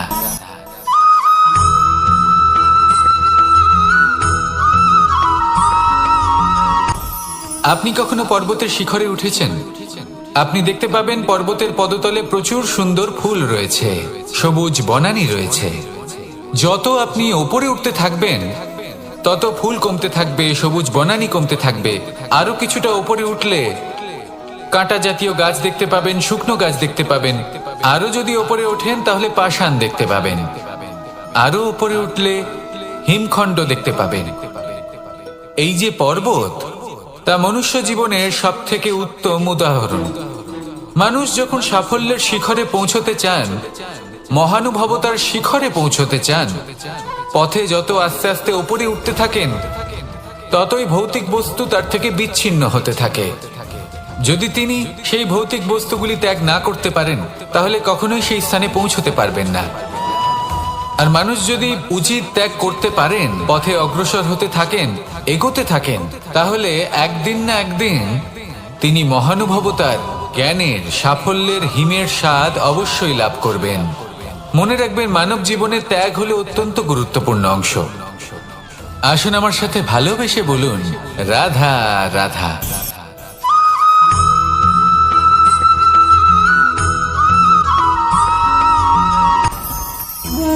ভোজন। এবার ভোজন সংগ্রহ করার জন্য মানুষ কি না করেন, সব সময় চেষ্টা করতে থাকেন। ফসল উৎপাদনের জন্য অনেক পরিশ্রম করতে থাকেন, কিন্তু অনেক সময় অনেক পরিশ্রম করার পরেও ফসল ভালো উৎপাদন হয় না। এর কারণ কি? কারণ হলো এটাই যে আপনি পরিশ্রম হয়তো অনেক করেছেন, কিন্তু আপনার নজর তো সেই বীজের দিকে ছিলই না যা আপনি রোপণ করেছেন। সেই জন্য সব সময় কোনো বীজ রোপণ করার আগে তাকে পরখ করে দেখুন, তা অত্যন্ত আবশ্যক। আর সেইভাবেই যখনই কোনো কর্মের প্রশ্ন আসে, তাহলে সেখানে শুধুমাত্র পরিশ্রম যথেষ্ট নয়। সেই কাজের প্রতি আপনার কর্তব্য কি, আপনার উদ্দেশ্য কি, সেটা জানা হলো অত্যন্ত গুরুত্বপূর্ণ। তাই কর্ম করুন, কিন্তু সেই কর্মের প্রতি আপনার যা উদ্দেশ্য তার মাহাত্ম্য বুঝতে চেষ্টা করুন। তাহলে আসুন আমার সাথে ভালোবেসে বলুন, রাধা রাধা।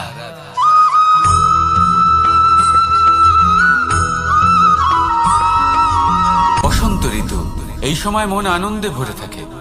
এমন মনে হয় যেন আমরা আকাশে বিচরণ করতে চলে যাই, কিন্তু সেটা তো সম্ভব নয়।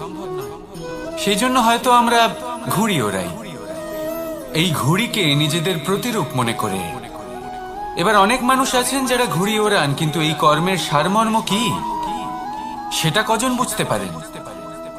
আপনি এটা মনে করুন যে আপনি হলেন সেই ঘুড়ি, আর এই সুতো যিনি ধরে রয়েছেন তিনি হলেন পরমাত্মা। আর এই সুতো যেখান থেকে শুরু হয় সেই লাটাই হলো আমাদের কর্মচক্র। এবার আপনি নিজেই অনুমান করুন যে এই উড়ান কার ওপর নির্ভরশীল, পরমাত্মার ওপর আর আপনার কর্মের ওপর। যদি পরমাত্মা আপনার হাত ধরে থাকেন, আপনার সাথে থাকেন, যদি আপনি শুভ কর্ম করতে থাকেন, আপনি এই আকাশে উড়তে থাকবেন। কিন্তু কোথাও কোথাও যদি পরমাত্মার সাথে এই বন্ধন ছিন্ন হয়, আপনার কর্মচক্র খারাপ হয়ে যায় বা থেমে যায়, তাহলে আপনার এই ঘুড়ি কেটে যাবে আর দূরে কোনো গাছের ডালে গিয়ে আটকে যাবে। তাই শুধুমাত্র ঘুড়ি ওড়াবেন না, তার থেকে শিখুন, পরমাত্মার সাহচর্যে থাকুন, সবসময় শুভ কর্ম করতে থাকুন আর সবসময় এই আকাশে উড়তে থাকুন। আসুন আর আমার সাথে ভালোবেসে বলুন, রাধা।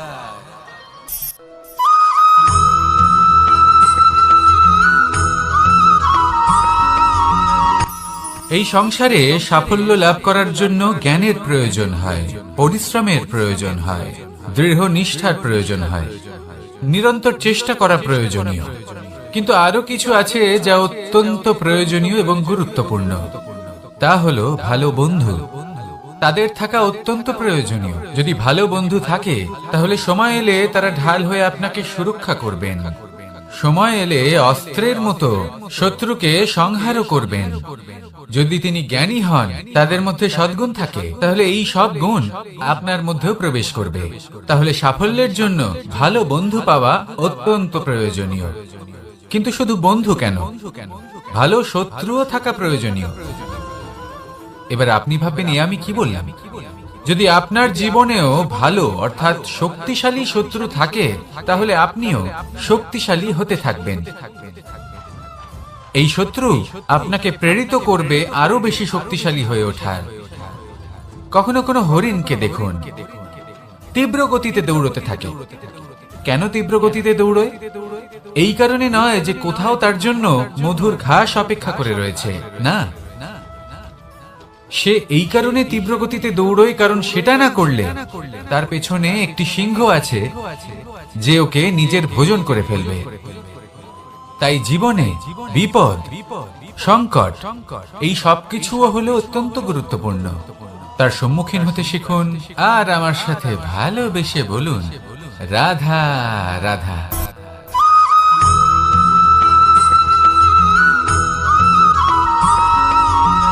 ভালো, শুধু ওনাদের কঠোর ব্যবহার দেখলে আমরা একটু ভয় পেয়ে যাই। এবার ওনাদের এই কঠোর ব্যবহার আমাদের ভালো না লাগলেও অত্যন্ত আবশ্যক, কারণ মাতার থেকে আমরা যে শক্তি লাভ করি তা যেন নিয়ন্ত্রণ হারিয়ে বিধ্বংসী না হয়ে ওঠে। আমরা যেন কোনো কুপথে না চলে যাই, আমরা কখনো যেন দোষ না করে ফেলি। শুধু সেই জন্য পিতা এবং গুরু একটু কঠোর হয়ে ওঠেন, এবং ওনাদের এই কঠোর আচরণ ভবিষ্যতে গিয়ে আমরা অবশ্যই বুঝতে পারি। জীবনে কিছু বছর আমরা এগিয়ে যাই আর তারপর আমরা বুঝতে পারি যে বাবা এবং গুরু আমাদের যথেষ্ট ভালোবাসতেন, কিন্তু ওনাদের ভালোবাসার বহিঃপ্রকাশ আলাদা। প্রয়োজনীয় হলো এটা দেখার, এটা বোঝার যে শুরু থেকে আমাদের প্রতি ওনাদের আচরণ কেমন ছিল। ওনাদের কঠোর হওয়ার পেছনে ওনাদের ভালোবাসাটা বোঝার চেষ্টা করুন, ওনাদের চিন্তাটা বোঝার চেষ্টা করুন, ওনাদের পথপ্রদর্শনের আড়ালে আপনার ভবিষ্যতের জন্য যে পরিকল্পনা ওনারা করেছেন সেটা বোঝার চেষ্টা করুন। তখন আপনারা বুঝতে পারবেন ওনাদের ভালোবাসাকে। আপনার মনের মধ্যে আপনা থেকেই ওনাদের প্রতি সম্মান জেগে উঠবে। নিজের পিতা এবং নিজের গুরু এই দুজনের প্রতি কৃতজ্ঞতা প্রকাশ করুন আর আমার সাথে ভালোবেসে বলুন, রাধা রাধা।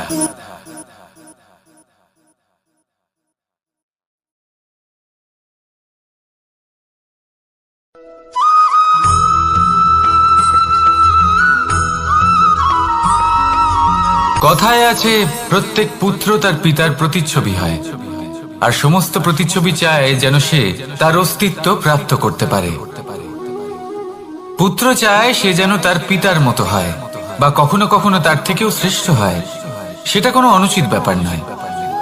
অনুচিত তখন হয় যখন পুত্র নিজের পিতার মতো হবার স্বপ্ন পূরণ করতে গিয়ে বা তার থেকেও শ্রেষ্ঠ হওয়ার স্বপ্ন পূরণে অনুচিত পথের আশ্রয় নেয়।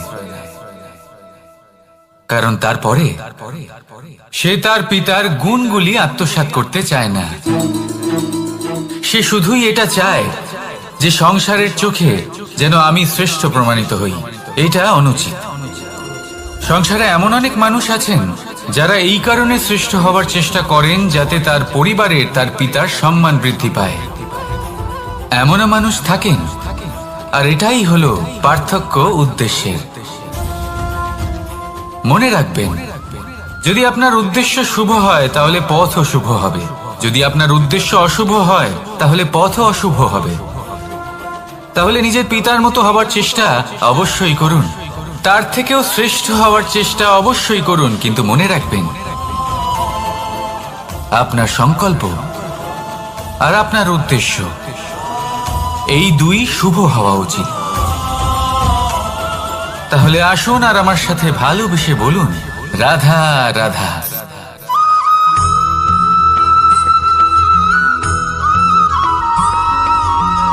আপনি কখনো কোনো বাজকে নিজের বাসা বানাতে দেখেছেন?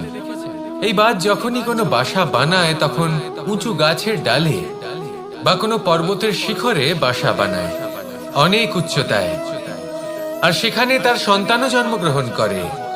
যখন এই সন্তানেরা জন্মায় তখন এই বাজ খুবই ভালোবেসে এবং খুব সাবধানে এদের পালন পোষণ করে। নিজের ঠোঁট দিয়ে তাদের ঠোঁটে খাবার পরিবেশন করে।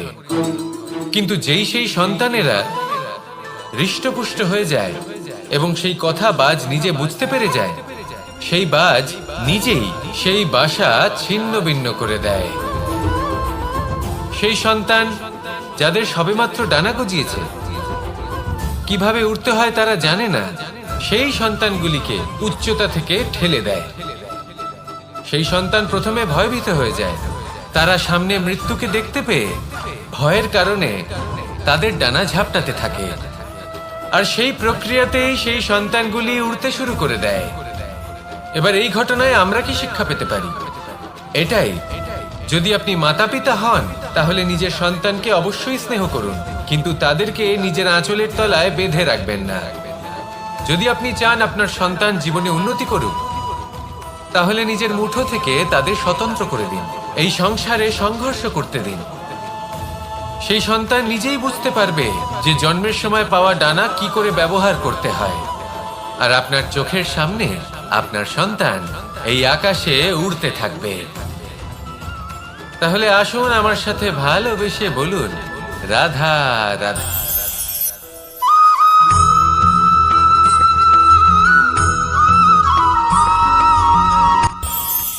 এই সংসারে আমরা প্রকাশ কোথা থেকে পাই? এর উত্তর বড়ই সরল। ভোরে যখন সূর্যোদয় হয় তখন প্রকাশের কিরণ আমাদের ঘরে এসে পৌঁছয়। এইভাবেই আমরা প্রকাশ লাভ করি। এবার এই প্রকাশের আলোতেই আমরা সারাদিনের কাজ সম্পন্ন করি। সন্ধে হয়ে যায়, সূর্যাস্ত হয়ে যায়, আর আমাদের ঘর যাতে অন্ধকার না হয় তার জন্য আমরা একটা প্রদীপ প্রজ্বলিত করি। এটাই ঘটে আমাদের জীবনেও। এবার প্রবাহমান আয়ুর সাথে আমরা আমাদের অন্তরে যদি একটা প্রদীপ প্রজ্বলিত করে নিই, তাহলে বিষয়টাই অন্যরকম হবে। এবার আপনি বলবেন কোন প্রকাশের কথা বলছি যা আমাদের অন্তরে জাগ্রত করা সম্ভব? আমাদের আত্মার মাঝে প্রেমের প্রকাশ জাগ্রত করার কথা বলছি। কারণ আমাদের এই জীবন এও হলো দিনের আলোর মতো। আজ প্রকাশ আছে, কিন্তু কোনোদিন অবশ্যই অস্ত হবে। কিন্তু অস্ত হবার আগে যদি আমরা আমাদের আত্মার মাঝে প্রেমের এই প্রকাশ উজ্জ্বলিত করে নিই, তাহলে আমাদের সন্ধ্যাকালও আমরা আনন্দে এবং প্রেমে যাপন করব। তাহলে আসুন আর আমার সাথে ভালোবেসে বলুন, রাধা রাধা।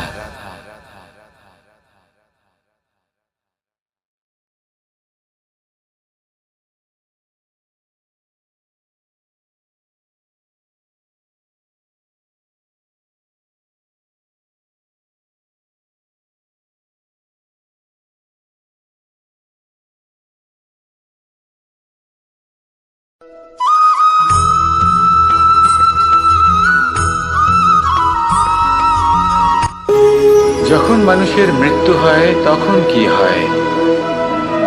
অনেক সংখ্যক মানুষ শোক পালন করতে চলে আসেন। যে ব্যক্তি মৃত্যু লাভ করেছেন তার অনেক বস্তু থাকে যেগুলো তার প্রিয়, যেগুলো তিনি ব্যবহার করেছেন। তার শয্যা, তার বস্ত্র, তার আভূষণ সবকিছু তার থেকে বিচ্ছিন্ন করা হয় এবং খালি হাতে তাকে শ্মশানের উদ্দেশ্যে রওনা করা হয়। আমি আপনাকে এই প্রশ্ন করতে চাই, আপনি এই সংসারে কি অর্জন করেছেন? ধন সম্পত্তি, বস্ত্র, আভূষণ, এই সব কিছু যে আপনি অর্জন করেছেন, আপনার মৃত্যুর পরে তা আপনার থেকে দূর হয়ে যাবে। এর উত্তর হলো একটাই, আপনার কর্ম। শুধু সেটাই আছে যা একান্ত আপনার, আর শুধু সেটাই এই সংসার থেকে চলে যাওয়ার পরেও সংসারেই জীবিত থাকবে। যদি আপনি দুষ্কর্ম করেন, তাহলে এই সংসার আপনাকে একটি অনুচিত উদাহরণ হিসেবে মনে রাখবে যে এই ব্যক্তি খুব পাপী ছিল, অনুচিত কর্ম করতেন। যে পথে তিনি চলেছেন সেই পথে কারোর চলা উচিত নয়। সেখানেই যদি আপনি সৎকর্ম করেন, তাহলে সংসার চিরকাল এটাই বলবে যে খুব ভালো মানুষ ছিলেন, সবাইকে ভালোবাসতেন, সবাইকে সাহায্য করতেন, আমার খুব প্রিয় মানুষ ছিলেন। এটাই হলো শ্রেষ্ঠ কর্ম।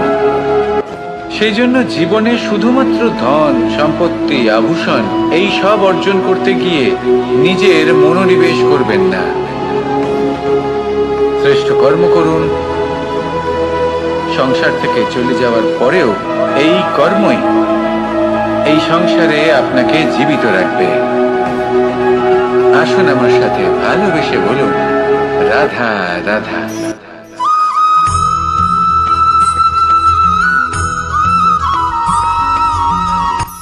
এই সংসারে সাফল্য লাভ করার জন্য জ্ঞানের প্রয়োজন হয়, পরিশ্রমের প্রয়োজন হয়, দৃঢ় নিষ্ঠার প্রয়োজন হয়, নিরন্তর চেষ্টা করা প্রয়োজনীয়। কিন্তু আরো কিছু আছে যা অত্যন্ত প্রয়োজনীয় এবং গুরুত্বপূর্ণ। তা হলো ভালো বন্ধু। তাদের থাকা অত্যন্ত প্রয়োজনীয়। যদি ভালো বন্ধু থাকে, তাহলে সময় এলে তারা ঢাল হয়ে আপনাকে সুরক্ষা করবেন।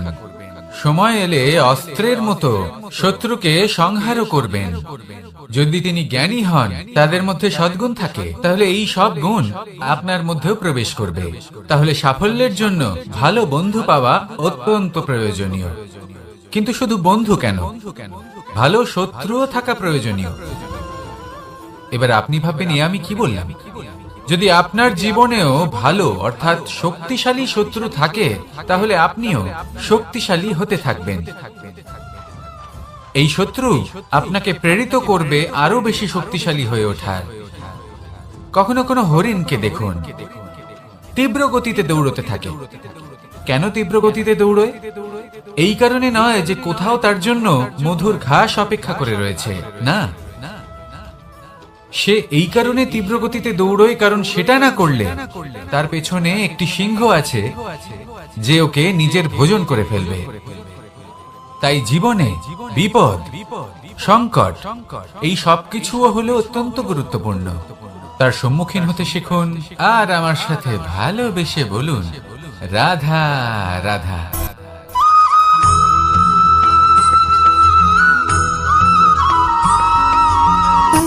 সুখ, দুঃখ এবং শক্তি, এই তিন হলো এই সংসারের ত্রিদেবের মতো। আমাদের জীবনে যা কিছু ঘটছে এই তিনটির ভিত্তির উপরেই হচ্ছে।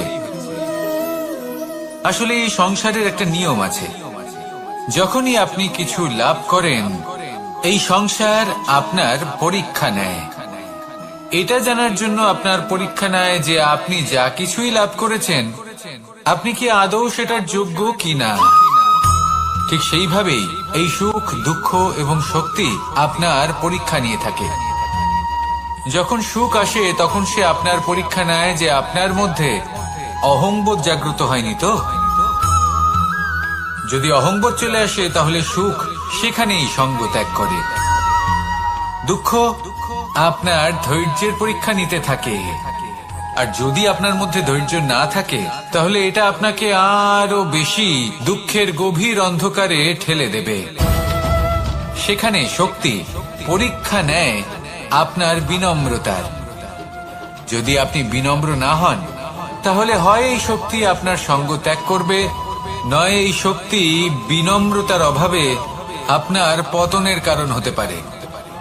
এই সংসারে যে কোনো ব্যক্তি যিনি এই পরীক্ষায় উত্তীর্ণ হয়ে থাকেন এই জীবনে তিনি সাফল্য লাভ করেন। আসুন আমার সাথে ভালোবেসে বলুন, রাধা রাধা।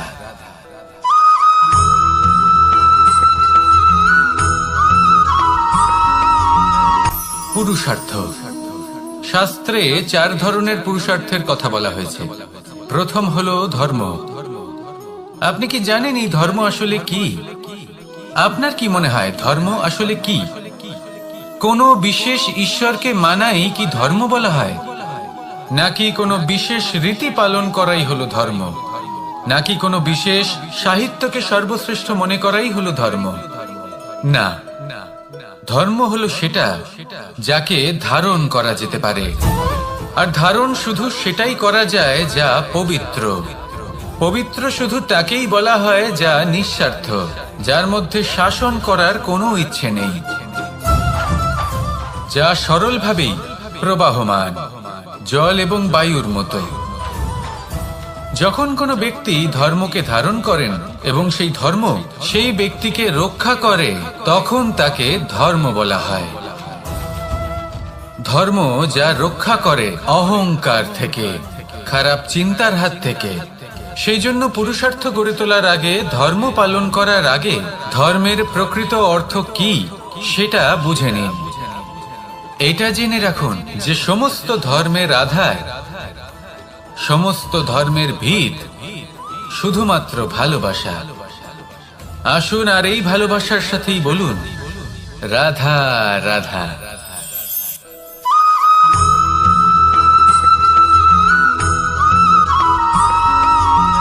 এই সংসারে সব থেকে বেশি কোমল বস্তু হলো রেশম। এই রেশম এতটাই কোমল হয় যে এর পুরো একটা থান শুধুমাত্র একটা হাতে ধরা সম্ভব। কখনো ভেবে দেখেছেন এই রেশম কিভাবে হয়? একটি কীট তার লালার দ্বারা উৎপন্ন হয়। এই কীট সেই রেশমকে পাক দিতে থাকে, পাক দিতেই থাকে, আর আস্তে আস্তে তার মধ্যেই জড়িয়ে পড়ে। শেষে ওর এই সুন্দর অমূল্য সৃষ্টি রেশমের এই সুতো তার নির্মাণ কার্য পূর্ণ হয়, কিন্তু তাতেই ও নিজে বন্দী হয়ে যায়। নিজেরই মায়াজালের এই বন্দী গৃহে নিজেই ফেঁসে যায়। এবার এই সুতোকে ব্যবহারযোগ্য করে তোলার জন্য এই কীটগুলিকে এই কবচের সাথেই ফুটন্ত জলে ফেলে দেওয়া হয়। এই সংসারে যদি আমাদের স্বপ্ন এই সংসারের দুঃখ হরণ করার জন্য, এই সংসারে সুখ বিতরণ করার জন্য হয়, তবেই আমাদের প্রগতি সম্ভব। যদি আমাদের এই স্বপ্ন শুধুই আমাদের এবং আমাদের স্বার্থ সিদ্ধির জন্য হয়, তাহলে এই স্বপ্ন আমাদের অন্ধ করে দেবে, আমাদের অন্ধকারের পথে নিয়ে যাবে, আর আমরাও সেই কীটের মতো হয়ে যাব।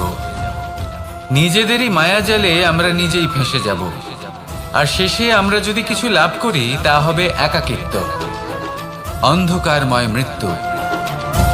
তাই স্বপ্ন অবশ্যই দেখুন, কিন্তু এমন ভাবে স্বপ্ন দেখবেন না যে তার এই বন্দিগৃহে আপনি নিজেই ফেঁসে গেলেন। স্বপ্ন দেখুন পরোপকারে।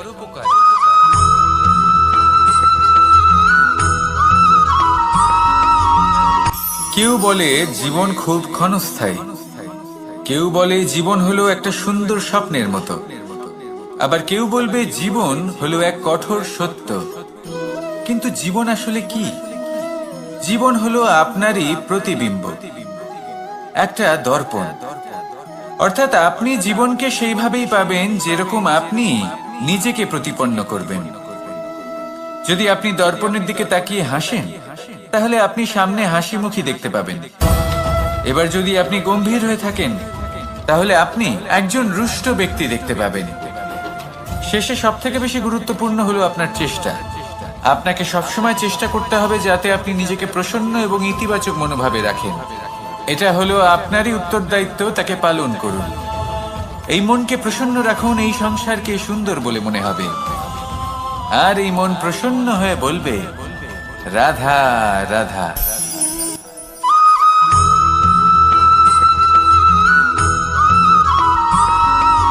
জীবনে যখন কোনো ব্যক্তি নিজের লক্ষ্য প্রাপ্তির জন্য নিরন্তর পরিশ্রম করতে থাকেন, চেষ্টা করতে থাকেন, তখন তিনি কষ্ট অনুভব করেন। কখনো শারীরিক কষ্ট, কখনো মানসিক কষ্ট। এবার উনি এটা ভাবতে থাকেন যে আমি কি উচিত করছি নাকি অনুচিত করছি। কারণ অন্যদিকে এমন একজন ব্যক্তিও আছেন যিনি একদমই পরিশ্রম চেষ্টা করছেন না। তিনি মদিরা পান করেন, বিলাসিতায় জীবন কাটান, অলস প্রকৃতির হয়ে ওঠেন, নিদ্রাতে বিলীন হয়ে থাকেন আর ভাবেন যে তিনি সুখ লাভ করছেন। কিন্তু এরকম কেন হয়? কারণ যখন আমরা সৎ পথে থাকি, উচিত পথে চলি, লক্ষ্য প্রাপ্ত করার জন্য চেষ্টা করতে থাকি, তখন আমাদের ভেতরে থাকা নেতিবাচক শক্তি এবং পাপ এই দেহকে ত্যাগ করে দেয়। আর এই অনুভূতিটাই আমাদের দুঃখের অনুভূতি দেয়, কষ্ট দেয়। এবার সেখানে যদি আমরা কুপথে চলি, অনুচিত পথে চলতে থাকি, তাহলে আমাদের ভেতরে থাকা পুণ্য এবং ধনাত্মক শক্তি আমাদের দেহ ত্যাগ করে দেয়। আর এই অনুভূতির কারণেই আমরা সুখ অনুভব করি। কিন্তু কখনো ভাববেন যে এই সুখ বেশি সময় পর্যন্ত থাকে না। সেই জন্য সবসময় মনে রাখবেন, যদি আপনি জানেন যে এটাই আপনার লক্ষ্য, এটাই উচিত পথ, শুভ পথ, তাতে নিরন্তরভাবে এগিয়ে যেতে চেষ্টা করতে থাকুন। এই কষ্ট আপনাকে সুখের পরাকাষ্ঠায় কখন পৌঁছে দেবে তা আপনি জানতেই পারবেন না। আসুন আমার সাথে ভালোবেসে বলুন, রাধা রাধা।